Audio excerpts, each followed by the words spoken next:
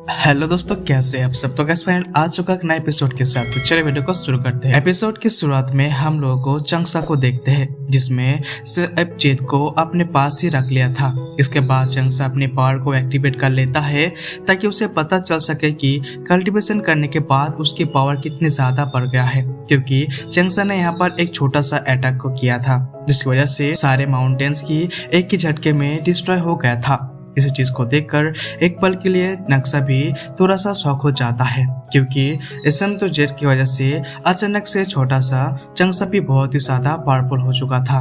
इसी वजह से अपनी पावर को यहाँ पर दोबारा से चेक करने लगता है। इसके बाद जैसे ही वो अपनी एनर्जी रिलीज करता है, वहाँ पे जितने भी पत्थर होते हैं वो सभी एक ही झटके में डिस्ट्रॉय हो जाता है।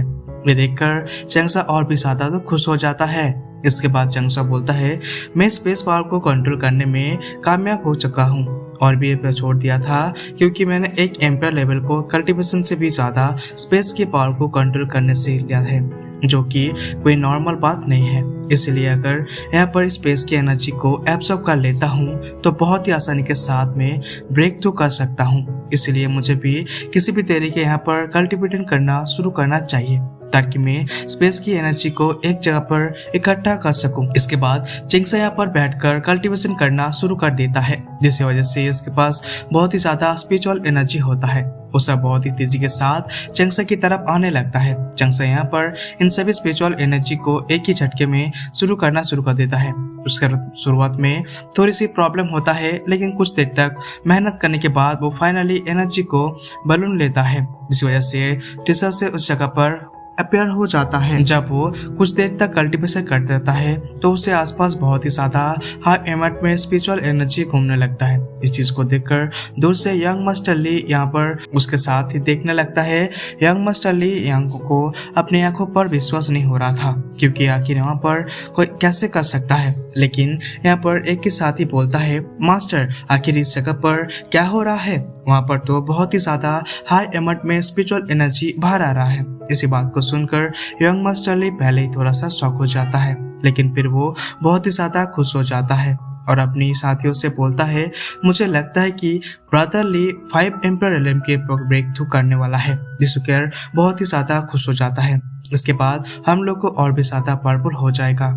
इसके बाद वो यहाँ पर हंसने लगता है। दूसरी तरफ रेड ड्रॉप पहनने वाला लड़का उसके साथ ही इन सब चीज को देखकर खुश हो जाता है, क्योंकि उन्हें पता था कि 5 एम्पायर रिलम के ब्रेक थ्रू करने वाले हैं, ना कि ब्रदर ली। इसी वजह से वो दोनों चंगसा लिए बहुत ही ज्यादा खुश हो जाता है। उसी तरफ हमें चंगसा को देखते हैं, जिसके पास बहुत ही ज्यादा स्पिरिचुअल एनर्जी घूम रहा था और वो सबको आसपास में रेड कलर का शैतान वाला बनता। लेकिन चंगसा भी अपने हार मानने के मूड में नहीं था और वो सभी स्पिरिचुअल एनर्जी को एनर्जी का बॉल में अंदर इकट्ठा करना शुरू कर देता है, ताकि वो किसी तरह से 5 रिलम में ब्रेक थ्रू कर सके। इसके बाद इसलिए चंगसा बहुत ही तेजी के साथ स्पिरिचुअल एनर्जी को अपने अंदर एब्जॉर्ब करने लगता है। इस वजह से वहाँ पर रेड सर्कल क्रिस्टल बनने लगता है और वो चंगसा की बॉडी अंदर से बहुत ही ज्यादा पावरफुल एनर्जी निकल लाता है। ये देखकर यंग मास्टर ली एक ही बहुत ही ज्यादा खुश हो जाता है, क्योंकि उसे लगता है कि ब्रदर ली ने सक्सेसफुली 5 एम्पायर रिलम को ब्रेक थ्रू कर लिया है। दूसरी तरफ चंगसा इन सभी चीजों जोड़ने लगता है। पहले तो थोड़ा सा प्रॉब्लम होता है, लेकिन कुछ देर मेहनत के बाद उन चीजों को जोड़ लेता है। इसके बाद वो सोचता है, मैं इन स्पिरिचुअल एनर्जी का यूज करके एक बहुत ही ज्यादा पावरफुल वेपन बना सकता हूँ। ये सोचकर वो एक वेपन को बनाने लगता है और उस चंगसा की बना रहा था वो बहुत ही ज्यादा पावरफुल होता और बहुत ही तेजी के साथ स्पिरिचुअल एनर्जी को अपने अंदर एब्सॉर्ब कर रहा था।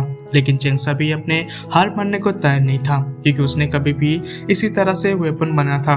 कुछ देर मेहनत के बाद उसने सक्सेसफुली वेपन बना लेता है। देखने में बहुत ही ज्यादा कूल लग रहा था। इसी वेपन के अंदर से बहुत ही ज्यादा पावरफुल एनर्जी निकलता है, जिसे देखकर सब लोग शॉक हो जाता है। लेकिन लिंग पैंग ने आसपास से एक प्रोटेक्टिव बैरियर बना लेता है, ताकि वहां पर नंगसा को रोक सके। लेकिन जैसे ही चंगसा ने वापस को अपने हाथ में लेता है, वहीं पर एक झटके में एक बैरियर डिस्ट्रॉय हो जाता है। ये सब देखकर यंग मास्टर ली यंग को साथ ही स्टन में हो जाता है। लिंग काफी शॉक हो जाता है और बाकी सब चंगसा की तरफ से देखने कर बहुत ही ज्यादा शॉक हो जाता है, क्योंकि इन तभी यहाँ पर स्पीड से अचानक से चेंज कैसे हो गया है। ये बोलकर ली बहुत ही ज्यादा घबरा जाता है, क्योंकि अब उससे नंगसा के पावर के अंदर सा हो गया था। इसलिए वो अपनी जान बचाकर वहां से भागने लगता है, क्योंकि उसने पता था कि अगर वहां पर रुकता तो नंग से उसे बहुत ही बुरी तरीके से मारने वाला होता है। लेकिन यंग मास्टर ली यंग की किस्मत बहुत ही ज्यादा खराब थी, क्योंकि चंगसा ने इस वेपन को रिफंड किया था।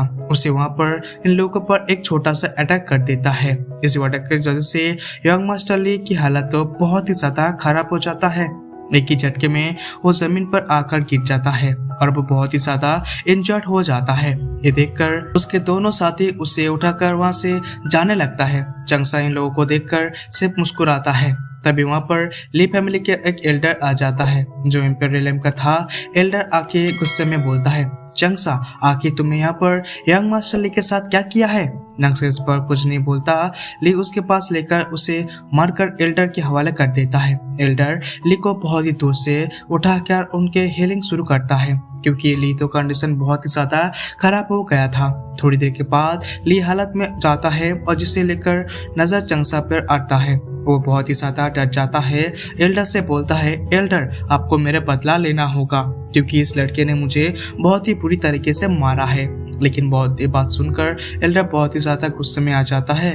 चंगसा के पास आकर बोलता है, तुम्हारी इतनी हिम्मत हो गई है कि तुम ली फैमिली के यंग मास्टर को मारा हो। इसके बाद वो चंगसा पर एक अटैक करता है, लेकिन चंगसा अपने सामने एक प्रोटेक्टिव बैरियर बना लेता है। उस अटैक को आसानी से डिस्ट्रॉय कर देता है। चंगसा फिर क्लैमली बोलता है, एल्डर आपको यहाँ पर इन दोनों को क्लैन का रूल्स के मुकाबले आपको मुझसे फाइट नहीं कर सकते हम। मैं यहाँ पर सिर्फ अच्छाई के लिए आया हूँ, और क्योंकि अगर हम दोनों के बीच में फाइट हुआ तो आप भी पूरी तरीके से हारेंगे। एल्डर गुस्से में बोलता है, बाहर में जाओ। फिर अपनी एनर्जी को जगह पर इकट्ठा करता है।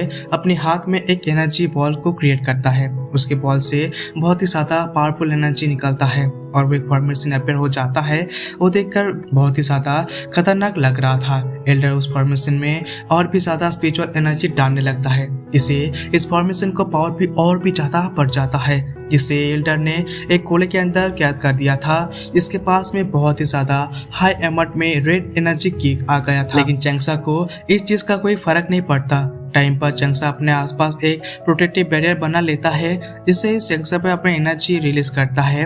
वो प्रोटेक्टिव बैरियर एक ही झटके में डिस्ट्रॉय हो जाता है और वो इससे ब्लास्ट होने लगता है। ये देखकर यंग मास्टर ली और उसके साथी बहुत ही ज्यादा डर जाता है और वो अपनी जान बचाकर वहां से भागने लगता है। और इसी के साथ ही हमारा एपिसोड यहाँ पे खत्म हो जाता है। तो चलिए मिलते हैं अगले वीडियो पे। चैनल पे नए तो सब्सक्राइब करके बेल आइकन को प्रेस कर देना। Thank you, tata, bye bye.